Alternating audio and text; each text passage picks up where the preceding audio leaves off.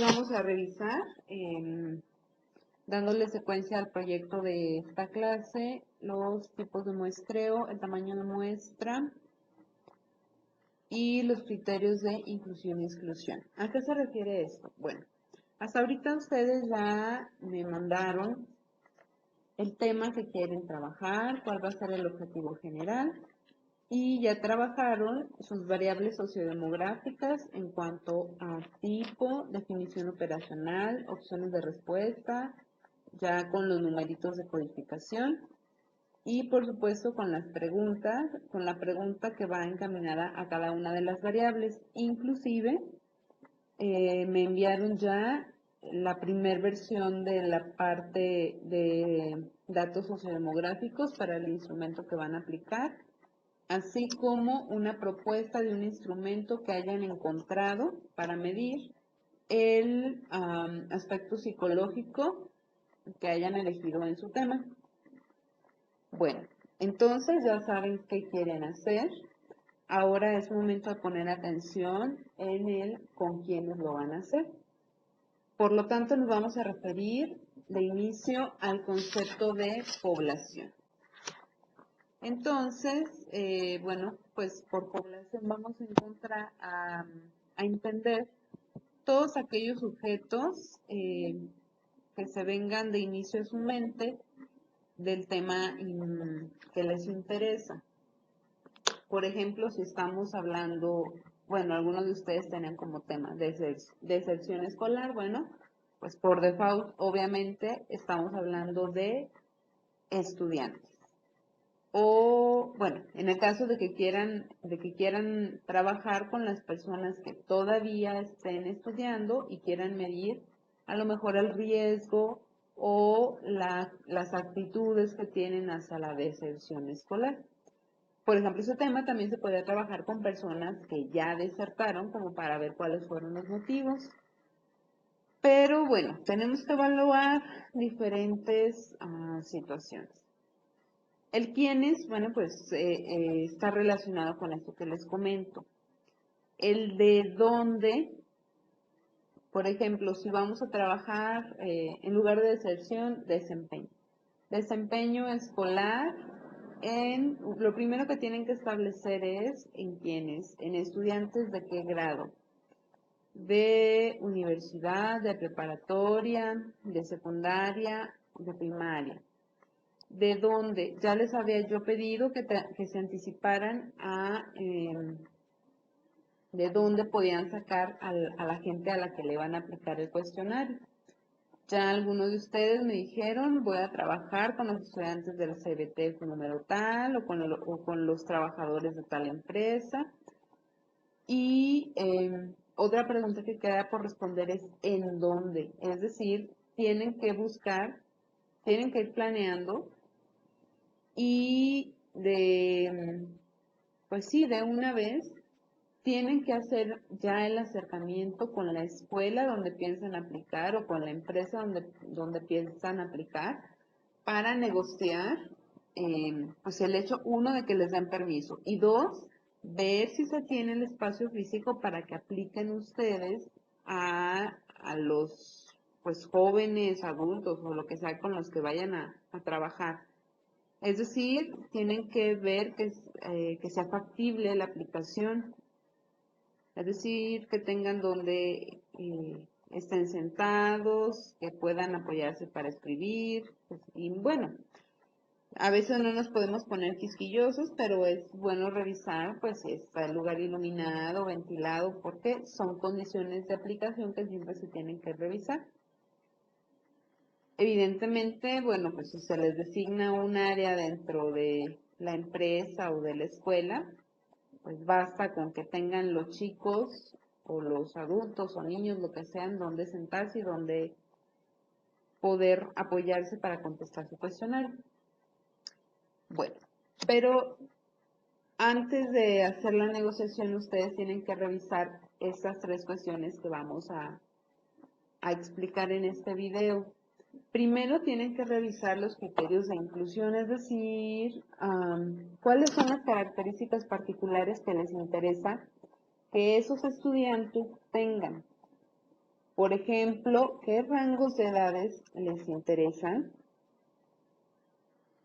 o qué grados les interesan? Porque si ustedes dicen, nada más voy a trabajar con estudiantes de la primaria, niños héroes, bueno, la primaria tiene, eh, usualmente tiene 6 grados escolares, a veces cuando son escuelas grandes tienen 2 grupos de cada grado, entonces, o más. Por ejemplo, hay secundarias aquí en la ciudad de Durango con mucha demanda y entonces tienen 11 o 12 grupos de cada grado escolar y tienen 2 turnos, entonces tendrían que ver a ustedes con quiénes les interesa trabajar, ya sea que se decidan por los de un solo grado o también pueden combinarlos. Pueden estar pensando en trabajar con una parte de primero, una parte de segundo, una parte de tercero. Pues estamos hablando de empresas, pueden ser los departamentos, ¿no? ¿De qué departamento te interesa trabajar con ellos? Y entonces estos establecen los criterios de inclusión. ¿Qué edad deben tener? ¿Qué rango de edad necesito que tengan mis sujetos? ¿Qué grado? O, por ejemplo, si estamos hablando en la cuestión del área laboral, pero me interesa que tengan cierto grado de estudios, bueno, pues lo puedo establecer. Esos criterios de inclusión ustedes los establecen de acuerdo a lo que necesiten que tenga su población. Si no es relevante la variable, pues no se pone. Por ejemplo, si voy a trabajar con los trabajadores de una empresa, pero no me importa qué grado escolar tengan, o sea, sí voy a meter la variable, pero no como para no dejarlos participar, pues entonces no la pongo en los criterios de inclusión. ¿Por qué? Porque los criterios de inclusión van a determinar a quienes sí les doy chance de contestar el cuestionario. Por ejemplo, si yo soy suponiendo que vamos a trabajar en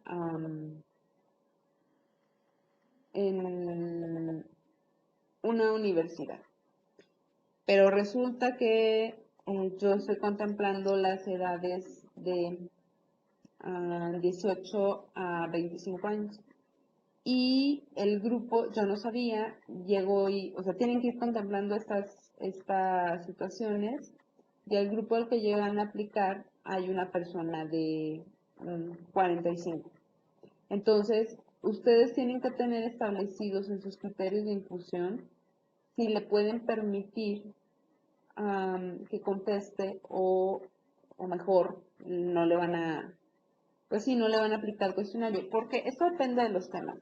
Pensando, por ejemplo, en que van a trabajar algo que tiene que ver con la adolescencia o con la adultez joven y que pudiera presentar esta situación de que pues no sabían que en el grupo que les asignaron o entre los que salieron elegidos hay una persona de más de 40 años. Bueno, si el tema tiene que ver con adolescencia, evidentemente, pues no la voy a incluir. O por ejemplo, si voy a revisar, no sé, algo de relación de pareja, pues no es lo mismo la relación de pareja que tienen jóvenes o adolescentes a la relación de pareja que pueda tener una persona de edad de 40 o más años, porque tiene más probabilidades, por ejemplo, de estar casada. Entonces yo tenía contemplado que todos iban a estar como en noviazgo o si estaban casados como pues, matrimonios jóvenes y se me va a salir de contexto esa persona. Pero porque el tema así me lo marca. Si mi tema no tiene nada que ver con eso, bueno, pues no lo pongo como criterio de inclusión. Por ejemplo, yo aquí puse esta situación pensando en que voy a aplicarle a chicos de primaria. Entonces yo aquí digo, bueno, quiero que tengan las edades ¿de cuántos años tienen en primaria? De 6 a 8, por ejemplo, los voy a agarrar.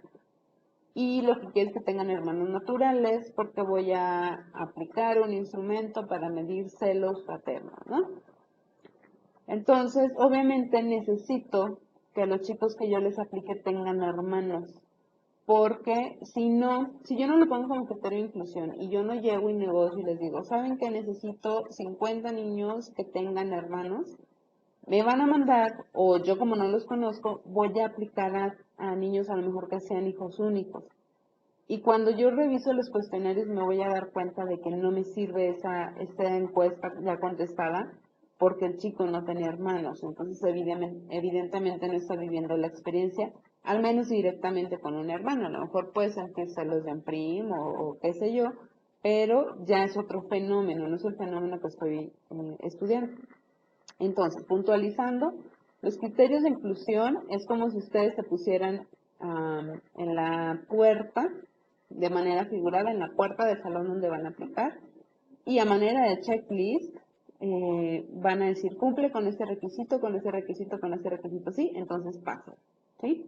Pero obviamente no lo van a hacer a la hora de la aplicación, tienen que pensarlos desde este momento en que planean para que cuando ustedes negocien ya pidan estas características en la población o ya sepan qué es lo que necesitan. Bueno, y por otro lado están los criterios de exclusión. Parecería, tal vez por la definición, que es lo contrario de los de inclusión. Es decir, los de inclusión te dicen a cuáles se les puedes aplicar y los de exclusión, en teoría, te dirían a quiénes no. Entonces, este es un gran error que se comete en investigación, porque a veces dicen, mi criterio de inclusión es que sean mujeres, y luego en la exclusión se pone que sean hombres. Así no funcionan. Vamos a explicar bien cómo funcionan los criterios de exclusión. Regresando al ejemplo hipotético de que ustedes se pusieran en la puerta con la lista de requisitos para ver a los cuales dejan entrar, los criterios de exclusión van a entrar en juego una vez que ya contestaron el cuestionario los chicos. Es decir, tienen que ver con la calidad de la información. Entonces, los chicos les contestan, les dejan ya el cuestionario, se van y ustedes a la hora de revisarlo se dan cuenta de que un niño les dejó la mitad del cuestionario sin contestar. Entonces, uno, esos son datos perdidos. Aquí viene de una vez el tip. El día que apliquen, no dejen que la gente salga hasta que ustedes revisen el cuestionario. ¿Qué tienen que revisar? Que estén todos los ítems contestados. Si no lo contesta, le piden de manera amable que lo termine. Bueno, me regreso a los criterios de exclusión. Entonces, ¿qué pasa con ese chico que no se fijaron, se les fue y les dejó el cuestionario a la mitad? Bueno, ustedes tienen que tener un parámetro establecido que ustedes mismos lo van a elegir, donde digan, si me deja una pregunta sin contestar, no hay problema. Si me deja dos preguntas sin contestar, no hay problema. Pero si ya me deja tres sin contestar o más, entonces ese instrumento lo tengo que descartar, porque me afecta la calidad de los datos. A la hora de estar sacando frecuencias o de estar sacando medias, les va a pegar ese dato. Entonces, este criterio usted lo establece. Generalmente se recomienda que sean 3 o más ítems sin contestar, digo, para tampoco no ser así como tan rígidos y decir, ay, no me dejó una pregunta sin contestar y ya deseché el cuestionario. Pues no, que sea un número razonable. ¿Y qué otra situación puede pasar? Bueno, pues que sí estén contestadas, pero ustedes les dicen siempre, elige una sola opción. Pero el cuestionario que están revisando ya se fijaron que tiene varias preguntas que le subrayaron A y B. Entonces es un grave problema porque ustedes no saben si les dijo que mucho o porque el chico contestó, ustedes les preguntaron, ¿qué tanto te estresas cuando tus papás se pelean? Y le dieron varias opciones, le pusieron nada, un poco y mucho.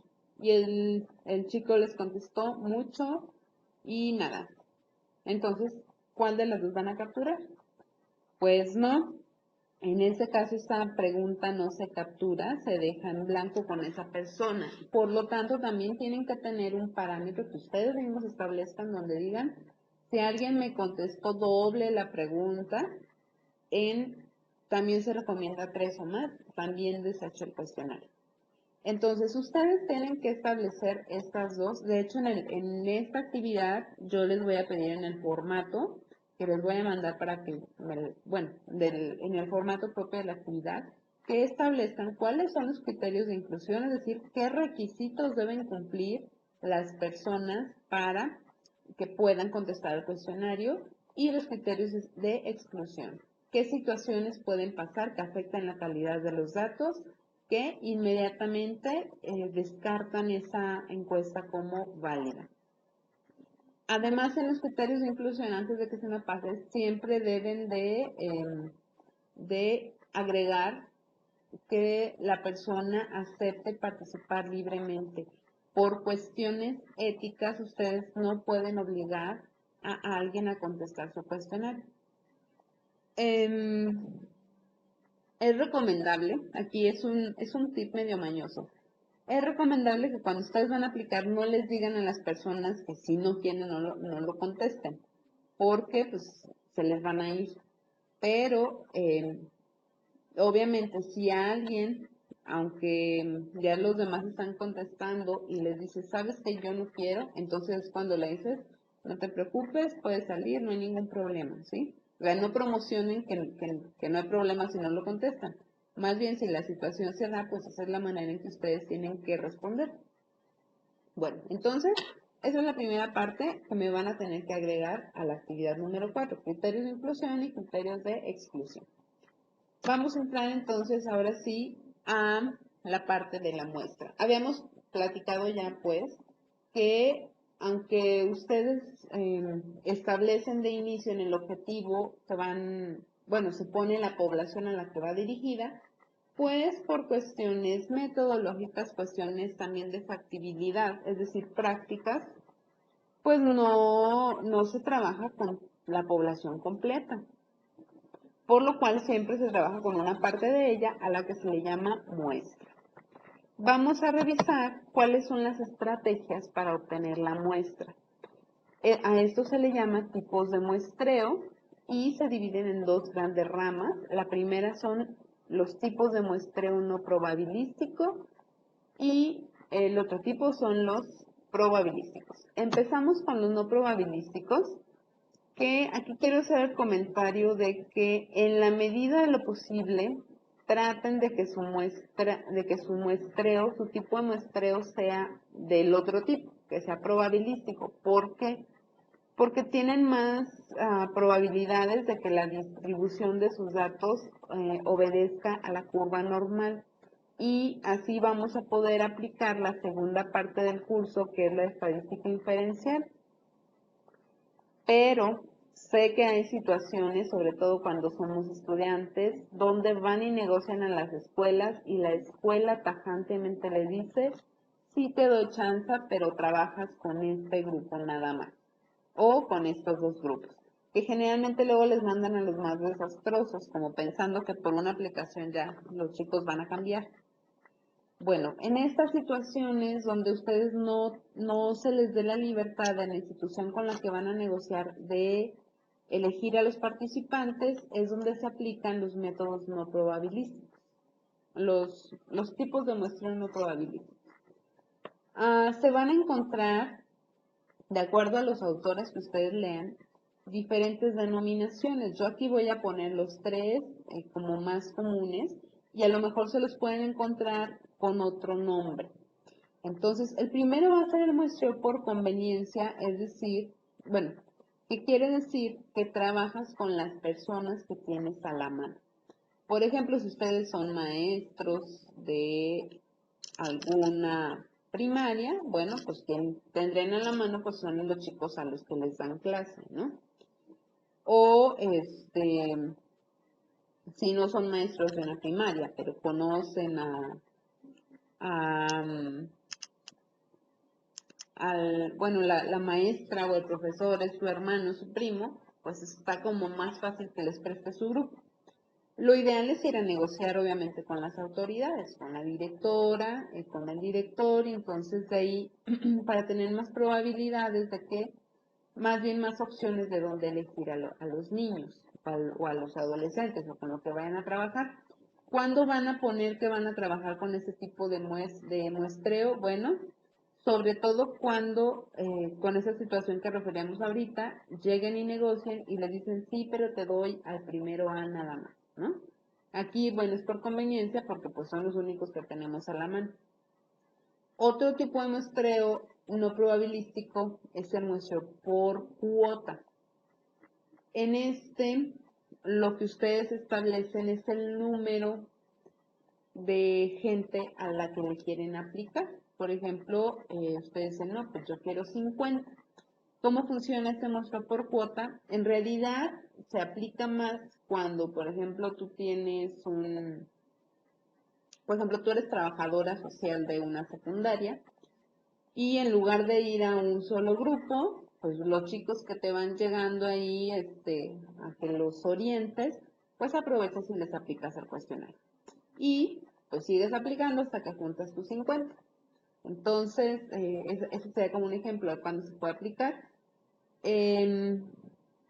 Y el otro es el bola de nieve. Se parece al anterior, pero tú no estás, sí estableces un número más o menos máximo, pero más bien se detiene cuando ya no llega gente nueva. ¿Cómo funciona? Bueno, pues tú le aplicas a un chico y ese chico invita a otro, pues el nombre lo dice, y ese a su vez otro y otro y otro y otro, hasta que tienes una muestra más o menos decente en número. Ojo, si se diera el caso de que tienen que, o sea, que no tienen otra opción más que trabajar con este tipo de muestreo, por favor, más o menos contemplen unas 50 encuestas, 50 personas. Si de plano se les complica, es que la verdad es que, digo, tengo que reconocer que a veces no conozco bien, bueno, no es que no conozca bien, de hecho no conozco los contextos a veces de los municipios o de sus localidades. Entonces, bueno, pues si en la secundaria que voy a aplicar, pues nada más hay 20 alumnos, pues con esos, ¿no? Entonces, lo que tendríamos que hacer es fijar, vamos a hacer un convenio oral entre ustedes y yo. Lo que quiero es que mínimo, así 30 personas, por favor, juntan 30, porque menos de 30 van a salir las gráficas, o sea, son muy poquitos datos para trabajar, no vamos a poder hacer grandes cosas. Entonces, si tienen ese tipo de muestreo, busquen por favor 50 o más y ya de plano, si no puede, pues 30, ¿no? Bueno, y entonces en la categoría anterior, perdón, en la siguiente categoría tenemos el tipo de muestreo probabilístico. ¿Cuál es la diferencia? Que aquí se llama probabilístico porque todos los individuos que están dentro de esa población tienen la misma probabilidad de ser elegidos. La elección se hace al azar. Y hay también varios tipos, yo les voy a mencionar tres que son como comunes y que pueden darse en las situaciones en las que ustedes puedan estar aplicando. El más sencillo, y de hecho como que es la base de los demás, es el muestreo aleatorio simple. ¿En qué consiste eso? Aquí yo tengo una figurita, donde, ay, me fui, donde tengo aquí a toda mi población, como en un contenedor. Por ejemplo, si voy a trabajar con los alumnos de una secundaria de segundo año, pero hay tres grupos. Entonces, en el muestreo aleatorio simple, yo voy a juntar a todos los de segundo en este contenedor, de manera obviamente figurada, ¿no? ¿Cómo funciona? Bueno, pues yo voy a elegir al azar. Ahorita al final vamos a ver el tamaño de muestra, pero pensando que mi tamaño de muestra fueran 60 personas. Entonces, yo voy a elegir al azar 60 personas y esas van a conformar mi muestra. En la práctica, ¿cómo se hace? Pensando en que yo voy a trabajar con alumnos, o sea, quiero una muestra aleatoria simple de todos los alumnos del segundo año de la secundaria, y ya dije que tiene tres grupos. Bueno, ¿qué hago? Pido las listas en la dirección de la escuela, les pido que me las faciliten con nombre y apellido nada más. Y entonces los junto a todos en una sola lista. ¿Y qué hago? En el Excel me genero, bueno, lo puedo hacer así o lo puedo hacer manual. En el Excel hay una opción donde se generan números aleatorios. Por ejemplo, pensando en que yo tenga 150 alumnos. Bueno, pues genero números del 1 al 150, y los primeros 60 que me salgan, esos van a ser los elegidos, ¿sí? Si no, si se me complica mucho el Excel, ¿qué puedo hacer? Bueno, pues en la lista los numero y me hago papelitos del 1 al 150 y los primeros 60 que salgan, esa es mi muestra. Así funciona el muestreo aleatorio simple. Es importante que ustedes negocien con las instituciones que les faciliten bueno, si les dan chance de trabajar no nada más con un grupo, sino con varios, que les faciliten las listas. O por ejemplo, inclusive dentro del mismo grupo se puede trabajar, pensando en que sea un grupo de 50 y quieran trabajar con 40 personas, bueno, ¿cuáles 40 van a ser? Igual, hago una lista y aplico una de estas dos estrategias. O me busco o busco en Excel generar números aleatorios o lo hago con papelitos. Bueno, entonces, otro de los tipos de muestreo que son probabilísticos también es el muestreo estratificado. Fíjense bien, me regreso. De hecho, esta figura la puse con esa negra intención. Pensando en que yo tenga un grupo con 30 hombres y 20 mujeres, y 20 mujeres, si utilizamos la teoría de la probabilidad, pues es más probable que cuando yo saque los papelitos me queden más hombres, porque son más hombres. Si yo estoy trabajando con un aleatorio simple, pues no hay problema. Pero si a mí me interesa que una característica de la población quede representada en mi muestra, pues yo tengo que utilizar el muestreo aleatorio estratificado. ¿Qué quiere decir? Vamos a pensar en un solo grupo de 50 donde son 30 hombres y 20 mujeres. Lo que yo haría es que en lugar de tener una sola lista tendría dos. Una lista o un contenedor donde tenga todos los hombres y un contenedor donde tenga las mujeres. Entonces, por ejemplo, mi tamaño de muestra me salió de 30. Entonces yo digo, bueno, pues voy a elegir 15 hombres y 15 mujeres. ¿Qué hago? Pues de mi lista de hombres hago el procedimiento anterior. Los enlisto del 1 al 30 y los primeros 15 que me salgan, esos son los que voy a elegir. Y a las mujeres, que son 20 en este ejemplo, igual las enlisto y hago papelitos del 1 al 20 y las primeras 15 mujeres que me salgan, pues esas van a ser las de mi muestra y ya tengo mi muestra de 30.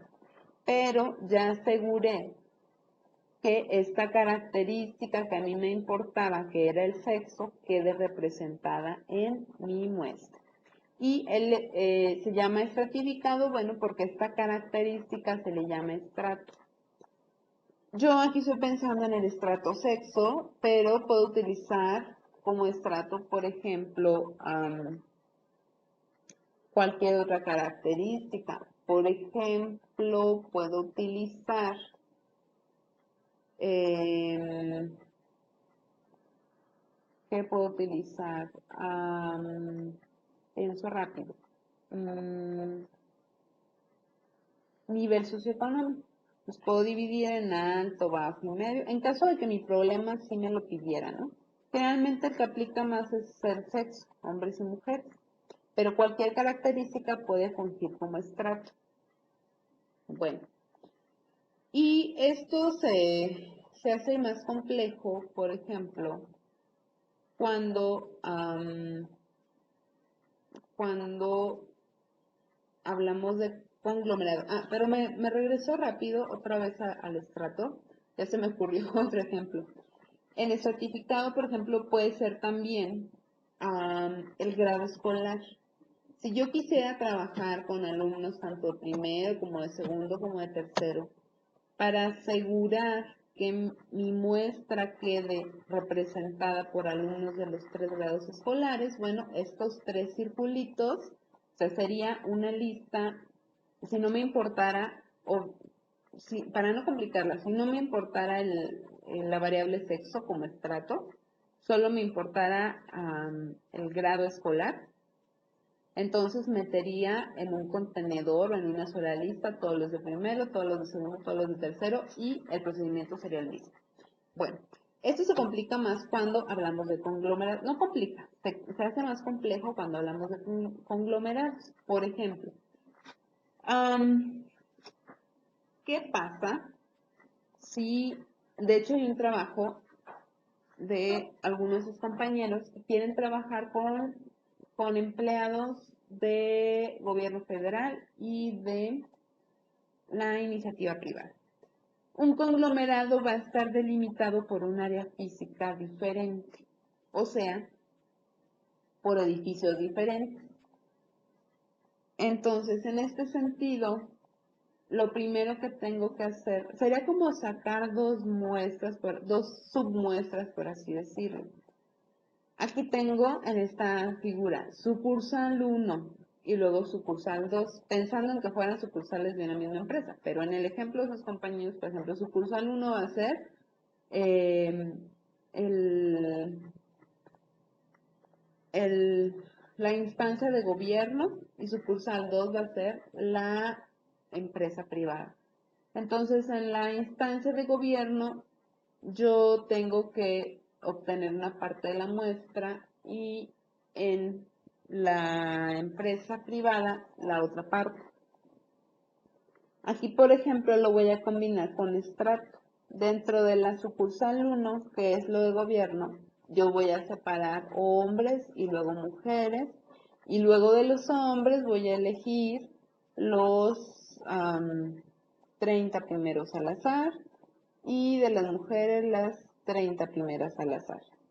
Y luego de la sucursal 2 voy a hacer lo mismo, lo voy a dividir en hombres y en mujeres y voy a elegir los 30 primeros hombres que me salgan al azar y las 30 primeras mujeres que me salgan al azar. Entonces, aquí estaríamos hablando ya de un muestral por conglomerado. Si se fijan, se van como anidando. El aleatorio simple está de alguna manera dentro del estratificado y el estratificado puede estar dentro del por conglomerados. Bueno, entonces nos vamos ahorita a la pregunta del $1.000.000. ¿Cuántos individuos necesito? Acuérdense que estamos aquí revisando por pues sí, en la opción de probabilísticos. ¿Por qué?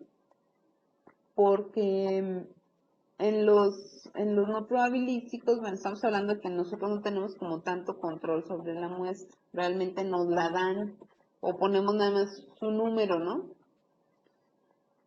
Entonces, en esto que es probabilísticos tenemos dos opciones. La muestra, el tamaño de muestra se tiene que calcular. Es muy fácil porque ya los estadísticos, los matemáticos ya se quebraron la cabeza y ya nos dejaron fórmulas que nos permiten nada más sustituir los valores y nos dan el número de personas con las que tenemos que trabajar. Tenemos dos opciones para población finita y población infinita. Población finita se refiere cuando nosotros conocemos el tamaño total de la población. Por ejemplo, que sé que en esa escuela, en total,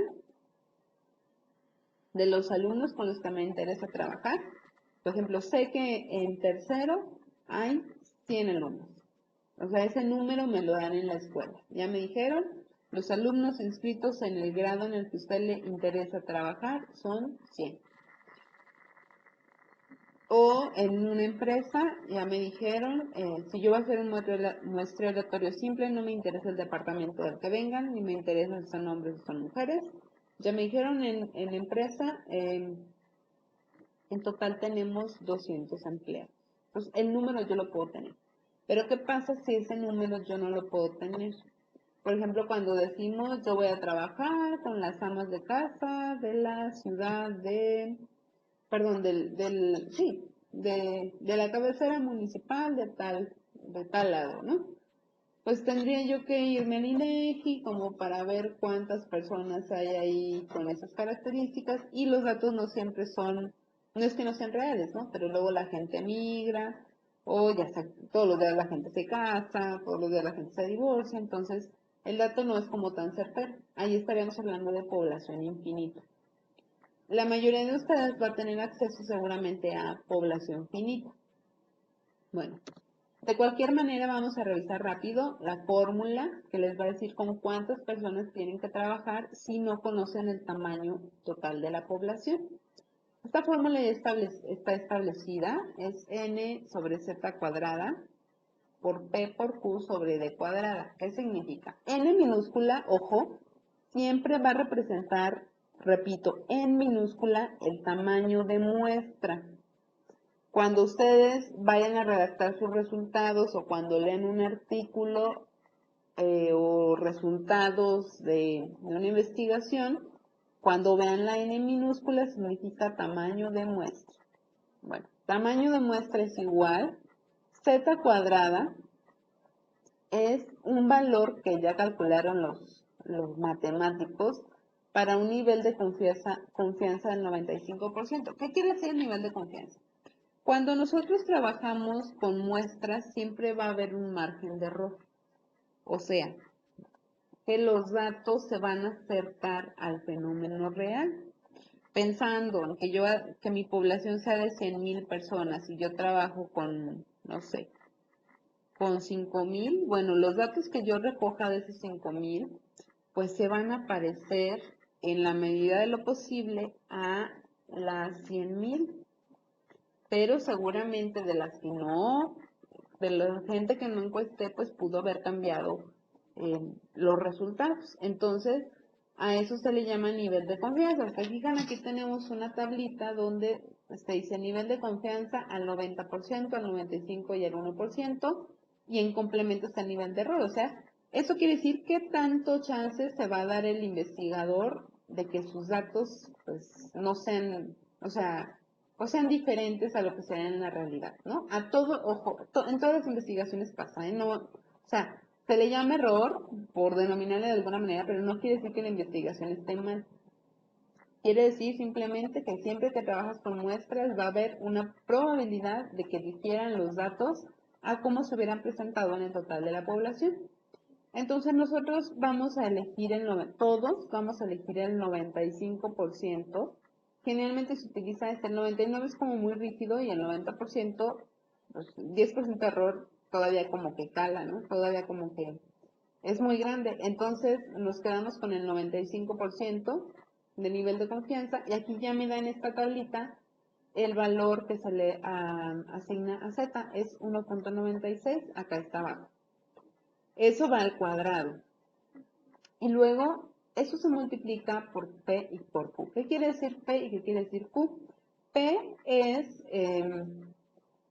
la prevalencia del fenómeno, es decir, el porcentaje de casos que se espera que se presenten en el fenómeno estudiado. Por ejemplo, si yo estoy revisando depresión, bueno, pues qué porcentaje de depresión de toda la población tiene probabilidad de estar deprimida, ¿no? A menos de que ustedes hagan una revisión exhaustiva de estudios antecedentes, donde les digan, no, pues es que la depresión en la población con las mismas características que tú vas a trabajar es del 15% nada más. Pero tendría que tener exactamente las mismas características. Una sola característica que cambie y no podemos usar ese número. Por ejemplo, si yo voy a trabajar con mujeres solteras, pero por ejemplo escolaridad profesionista y tengo un estudio que también son mexicanos, que también son de Durango, que también son del municipio donde estoy trabajando, pero en lugar de ser, bueno, son mujeres solteras, pero en lugar de escolaridad universitaria tienen preparatoria, ya no lo puedo utilizar. O podría, pero me pueden refutar por ahí el trabajo, me van a decir, pues es que no es igual. Entonces, para no meternos en estos líos, generalmente siempre se utiliza el 50%. Es decir, ¿qué probabilidad tengo yo de estar deprimida? Pues la mitad, es un volado, ¿o sí o no? Entonces se pone la P al punto 5 y la Q se obtiene de quitarle a la unidad la prevalencia, o sea, 1 menos P, que también es punto 5. Y la D cuadrada, este es un valor que se saca también del nivel de confianza. La D es el valor se llama valor de precisión, y entonces lo único que hacemos es sacarlo de esta otra tablita. Acuérdense que estamos trabajando al 95%, entonces 0.05. Lo único que hacemos es sustituir todas estas cantidades en esta fórmula y nos da 384. ¿Qué quiere decir? Que siempre que ustedes vayan a trabajar con una población infinita al 95%, el número mínimo de personas con las que tienen que trabajar, o sea, el número mínimo de encuestas que tienen que aplicar son 384. Se fijan, son muchas, entonces por eso la mayoría de las veces vamos a trabajar con población finita, que es la siguiente fórmula. Las fórmulas se parecen, parece que se complica más, pero no es así. Las letras son las mismas, nada más que van combinadas de manera diferente. Aquí lo voy a explicar con esta parte de abajo como para que quede más claro. ¿Qué es lo que yo necesito conocer el tamaño de mi población? En este ejemplo, bueno, aquí hice trabajadores. Mi muestra va a ser igual. Me dijeron que en la empresa en total hay 1000 trabajadores. A mí me interesa sacar la muestra de todos los trabajadores. Son 1000 trabajadores.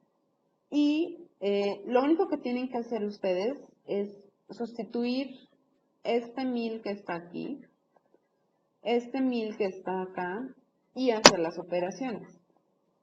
Es 1000 trabajadores por 1.96 al cuadrado, que es el valor de Z para el nivel de confianza al 95%, por punto 5 por punto 5, que son la P y la Q, entre 0.05 al cuadrado, que es la D cuadrada, D al cuadrado, por, aquí es N-1, 1000, son 1000 trabajadores menos 1. Si ustedes les dicen ahí 70, pues va a ser 70 menos 1 y acá va a ser 70.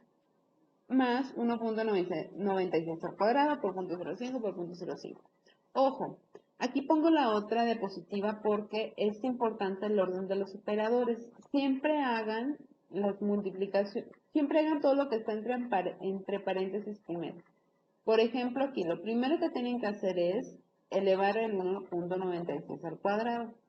Y luego 0.05 por 0.05, queda aquí 0.25. Y abajo, lo primero que tienen que hacer es el 0.05 elevado al cuadrado, y les queda 0.0025. Hacer esta resta, 1000 menos 9, quedan 999. Y si se fijan, estos dos están dentro de, bueno, están antes de un más. Siempre se hace la multiplicación antes del más. Entonces va a ser este por este. Y les va a dar, o sea, tendrían que hacer primero 0.0025, que viene del 0.05 al cuadrado, por lo que les dé esta resta, para que les dé este número de acá, 2.4975 en este caso. E igual de este lado, primero este por este, 0.05 por 0.05, y luego lo multiplican por 1.96 al cuadrado. Aquí lo importante es que les queden dos cantidades y luego ya las suman. Esta más esta, y ya se hace la división. Entonces, aquí, por ejemplo, tengo una población de 1000 trabajadores, me da 277. Seguramente ustedes no van a tener tantos trabajadores ni tantos alumnos. Lo que tienen que hacer es sustituir el número que les dan de población total, donde está el 1000, y hacer las operaciones. Tengan mucho cuidado con el orden para que no lo vayan a sacar de manera incorrecta. Bueno, entonces, estas son las consideraciones que tienen que tomar para ver con quiénes van a trabajar. Es decir, cuántas personas, bueno, primero, ¿cuáles son los criterios de inclusión y exclusión? Es lo que me van a reportar en la actividad. Dos, ¿cuál va a ser el tipo de muestreo? Y tres, ¿cuál es el tamaño de la muestra? ¿Sí? Ya sea que la hayan obtenido por población finita o población infinita. A menos de que de que su tipo de muestreo ya les hayan dicho que va a ser, o sea, que les van a designar un grupo o algo así. Traten todos de utilizar métodos probabilísticos, de negociarlo con las instituciones a donde van a ir. Ahora sí les explico rápidamente todo lo que va a implicar esta actividad 4. 1. De inicio, me tienen que mandar ya cómo va a quedar el instrumento que van a aplicar. Igual les va a poner el formato, no se preocupen, pero tienen que llevar ya todas las correcciones de la parte de las preguntas sociodemográficas y le tienen que agregar el instrumento previa revisión de la actividad anterior. Luego tienen que poner cuáles son los criterios de inclusión y de exclusión. Tienen que poner cuál va a ser el tipo de muestreo, cuál va a ser su tamaño de muestra, de acuerdo al cálculo. Tienen que poner, si es probabilístico, bueno, me ponen la fórmula y me ponen el resultado. Y además, les voy a pedir que vean otros 2 videos que les pongo aquí en la plataforma, porque ya vamos a hacer la estructura de nuestra base de datos. Habíamos comentado ya que vamos a trabajar con un software, entonces les dejo 2 videos, uno de cómo instalarlo y el otro de cómo hacer su base de datos, o sea, la estructura. Cómo van a capturar las variables. Todavía no van a vaciar los datos de las encuestas, nada más tienen que hacer antes las variables. Entonces, les dejo esos otros 2 videos. Les pido que los vean con detenimiento. No le hagan caso a lo que diga de agregarle la actividad. Nada más fíjense cómo se hagan porque son del semestre anterior. Pero ilustran cómo instalar el programa y cómo se trabaja, cómo se hacen las variables ahí. Entonces me van a tener que mandar en un documento de Word todo esto, más la base de datos que les genere el programa, ¿sí? Eso me lo van a agregar a esta actividad. El software va a estar aquí en la plataforma. Es un archivito que no está tan pesado. Y bueno, ya ahí dice cómo bajarlo en el video. Entonces, espero que estén muy bien, espero que les quede claro esto. Y de cualquier manera, saben que seguimos en contacto por la plataforma. Que estén muy bien. Adiós.